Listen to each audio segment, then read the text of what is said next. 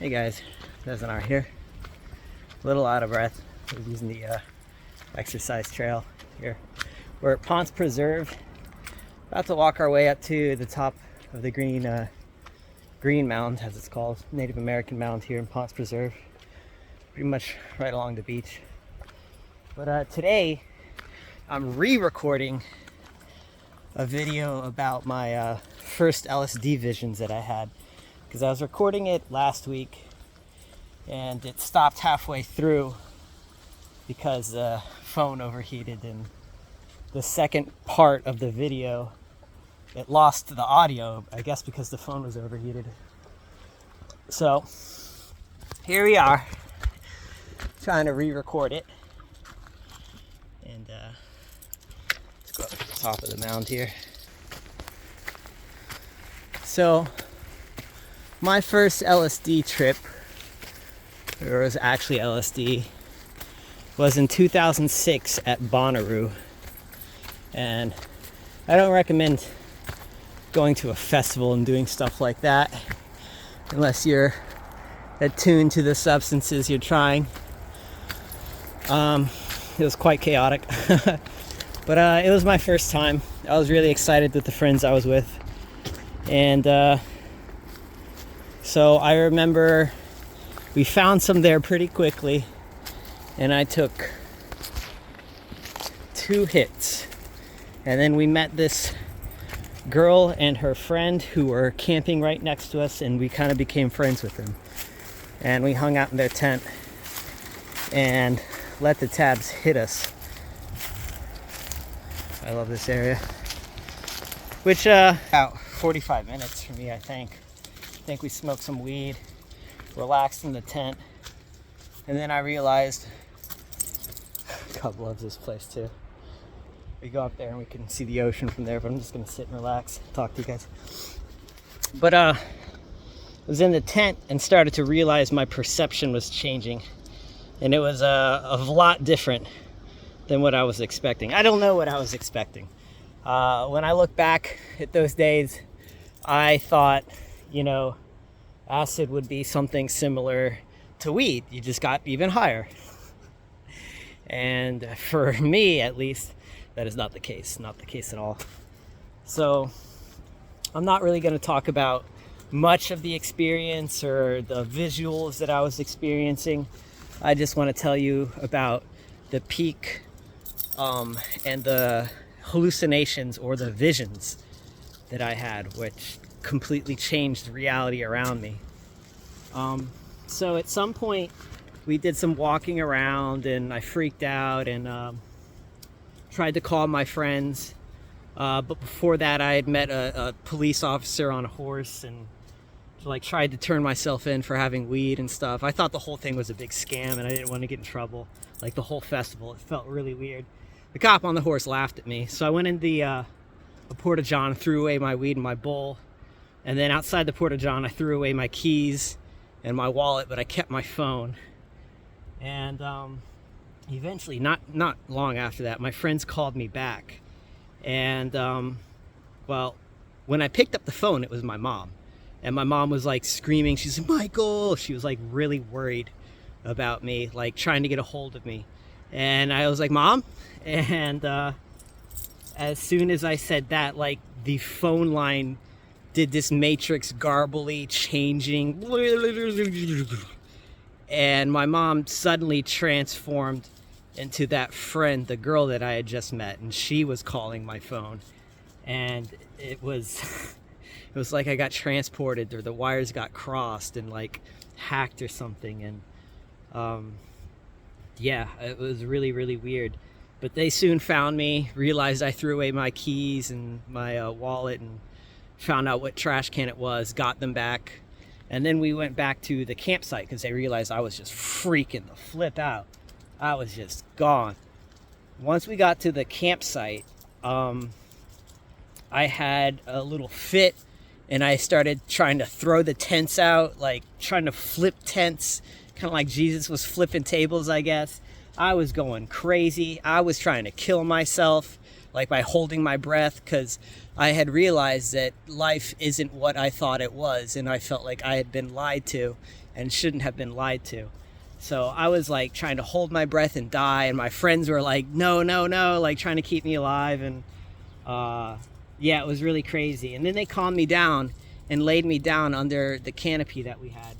And that's when things just started getting crazy, because I closed my eyes, and I don't know how long it took, but eventually I started having these visions, which changed everything around me. And the first one I want to tell you about that I remember vividly was that I saw planet Earth, like in the middle of the blackness of my eyes closed. I saw planet Earth, and I saw it start to evolve and change and acquire water.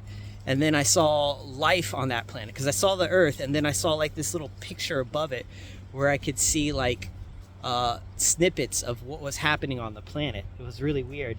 And I saw life start to take form, and then I saw life evolve, and the planet continue to change and spin. And I was like, oh wow, time is going by. And the life eventually evolved into dinosaurs, which kept evolving into other dinosaurs, and that just continued for a long time. And then next to the Earth, eventually, I saw a red dot form, like this red orb out in space that just bloop, plopped right next to the Earth. And I didn't know what it was at first, but then I realized, oh, it's observing. This thing is watching the planet. It's watching life. I was like, okay, that's kind of interesting. And it kept watching the life evolve. And after a time, I don't know what happened to the red orb to do this, but it launched two small red things into the planet, which detonated and like terraformed the entire planet. Like everything started getting wiped out, and I was like, holy F, what's going on? And you just saw the dinosaurs die and everything just die off. And then eventually after the great dying, it zoomed in on this shrew, this very ancient like mouse rodent like creature, with really scraggly hair and fur, and just like surviving out there on like carrion essentially, and whatever it could find left on the planet. And in the screen kind of vision above the planet, which was still turning, and the red orb still there too, observing, there was this like sparkly rainbow light that was like flowing and going into the rodent. And I was like, I didn't know what that could have meant at the time. I was like, that's really, really weird. And then the evolution of that shrew just took off, and it kept evolving and evolving into different mammals, and the mammals got more and more complex, and the red orb still sitting there, still floating in space, observing, watching time just go by. And eventually the mammals evolved into shrews, and I could not shrews, into primates, and I could see that.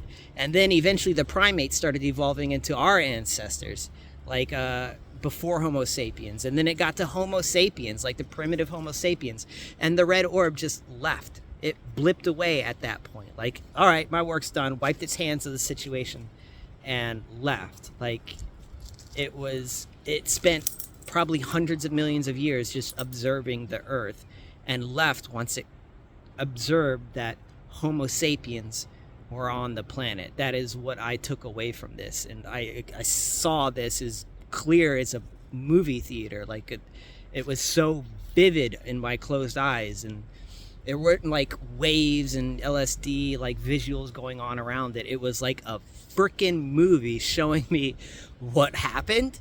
I don't know.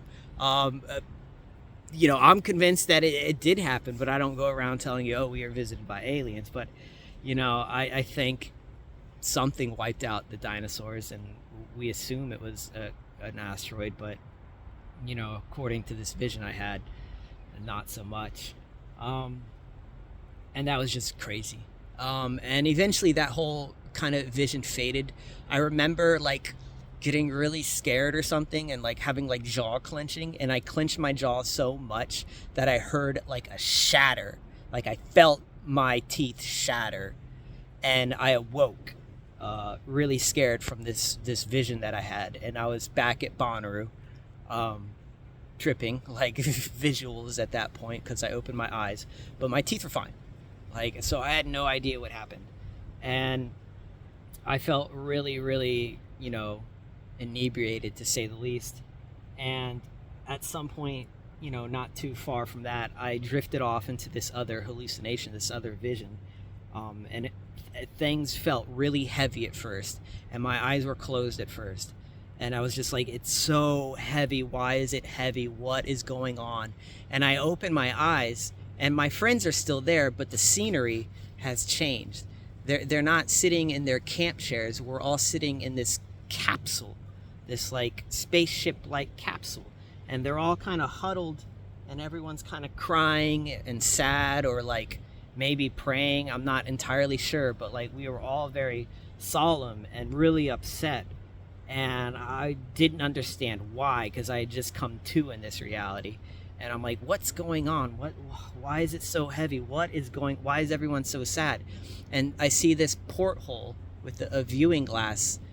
So I try and lift myself up. I'm like, and it was like physically hard to get up in reality. But in reality, I could not see surroundings. I saw this hallucination.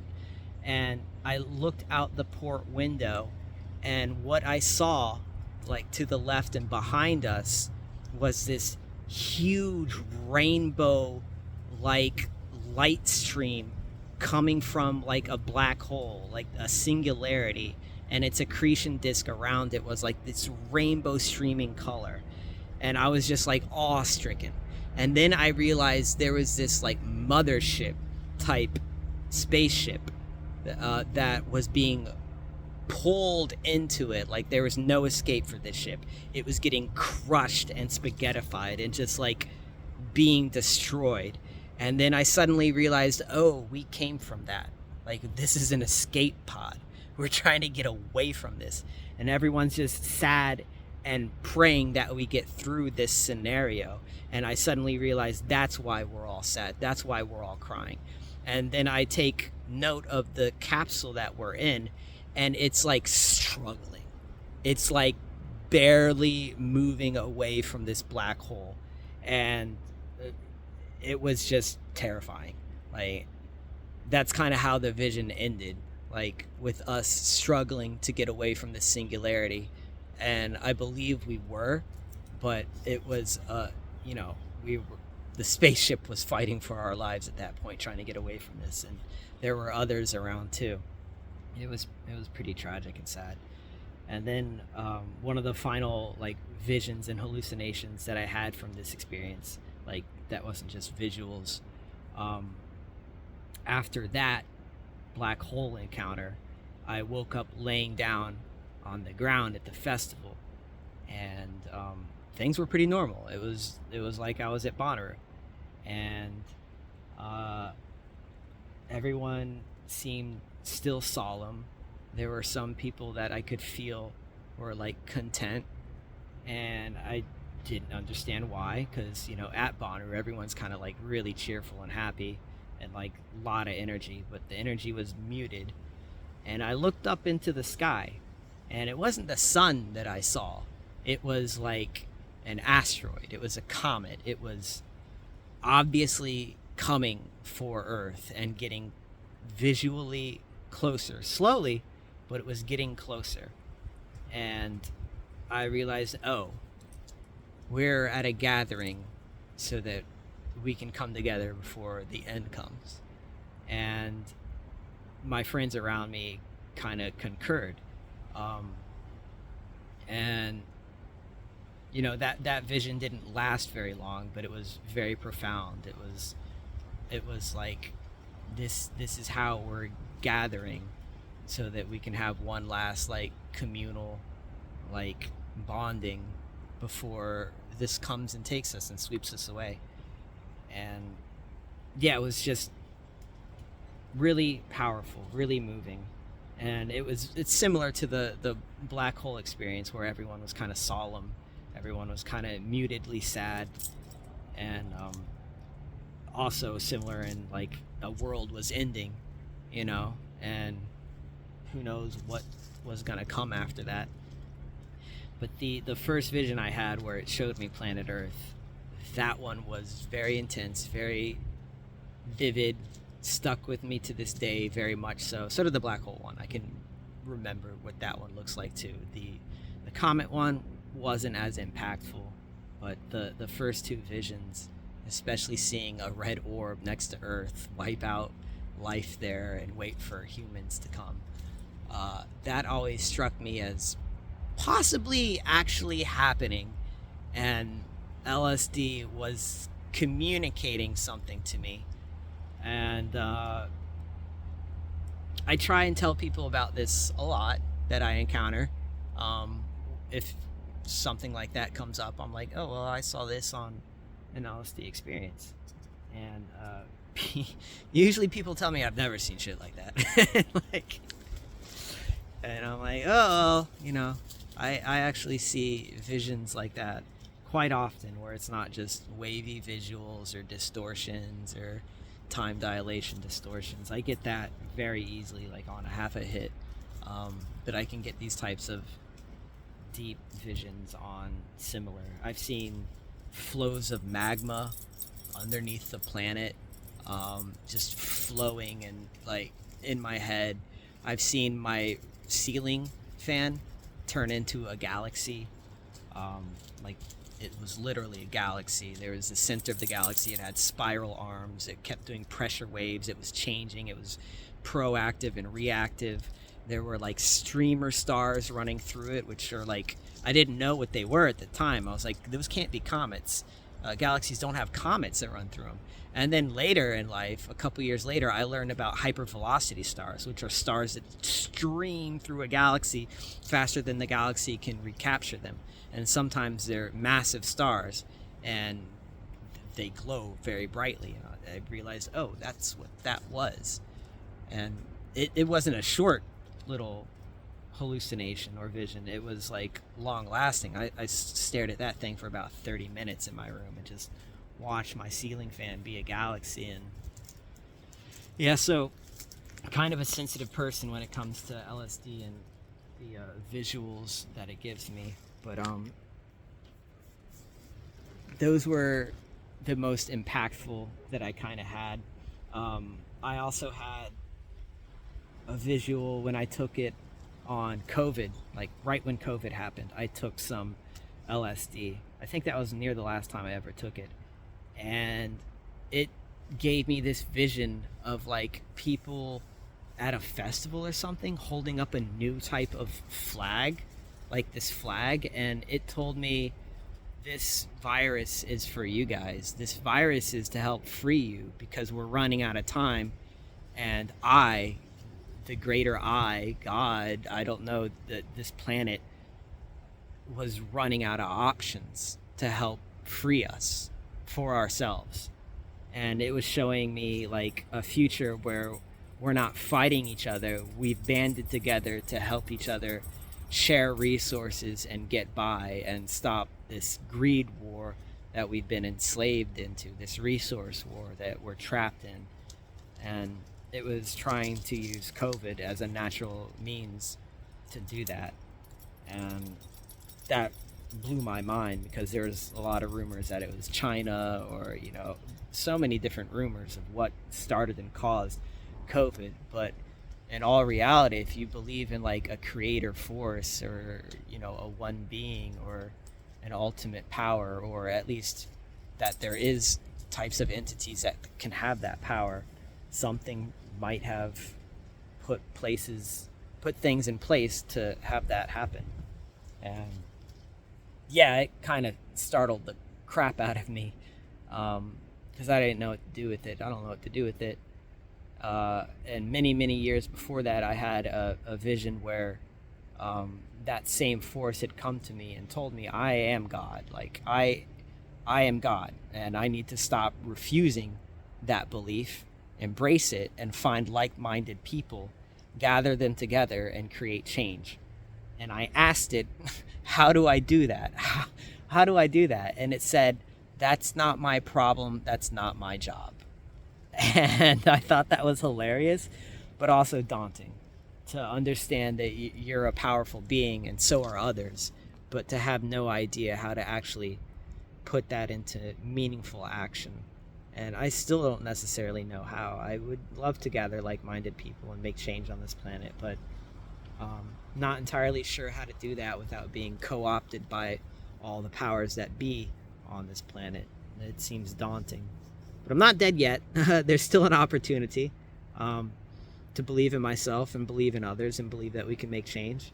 And I see pockets of people, still trying to do that now in 2025. So there's still hope for us. Things do seem bleak, especially here in America, places like China, Russia, Israel, Ukraine. Like, things seem bleak. There is still a chance, and the more that we keep hope and trying to build the flames of hope in each other and ourselves, the better the chance is that we can overcome this greed-stricken resource war we're all trapped in, this scarcity mentality, this inability to help our fellow people prosper and have a nice life at the very least, and see where that gets us all. I think that is the purpose. Like, the purpose isn't just to get ahead of other people. The purpose is so that we all have a meaningful life, so that we're not all shortchanged like we seem to be by this resource war. And that was my takeaway from those visions.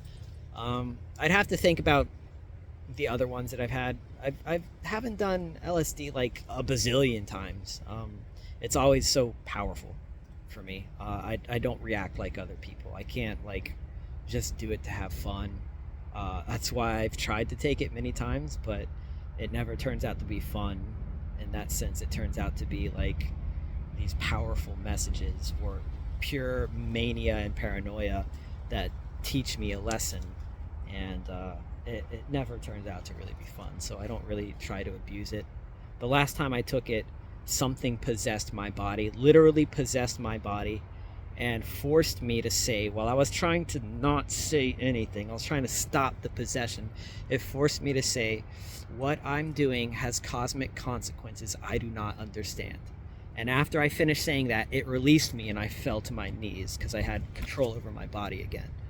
And I said this in front of my ex-girlfriend at the time, because we were hanging out watching a movie or something. And she was looking over me like, what just happened to you? And I was like, I have no idea. That's not something I wanted to say. It's not something I wanted to admit, but I realized it's truth. I don't understand what I'm doing with these substances. Most of us probably don't. Maybe some of us do, but I certainly was going about it for the wrong reasons or the wrong ideas, and it had to come and take control of me and be like, yo, stop it. So I haven't done it in many years, but the memories still persist. Not saying I'll never do it again, but when something, possibly a god or an entity, comes and possesses you and takes over your body and says, yo, you don't know what the fuck you're doing, it's like, oh shit, maybe I should listen to that. That thing probably knows a bit more than I do. So I just wanted to share those ideas with you guys. Hope you had a nice day. Hope you're having a nice day. Gonna get on with my walk with Cub here because he's very bored. And just like, comment, subscribe if you would feel the opportunity to do that. Like, when you give a like, it puts a little smile on my face. I don't need them, but it helps. Yeah. Anyways, you guys have a great day. All right.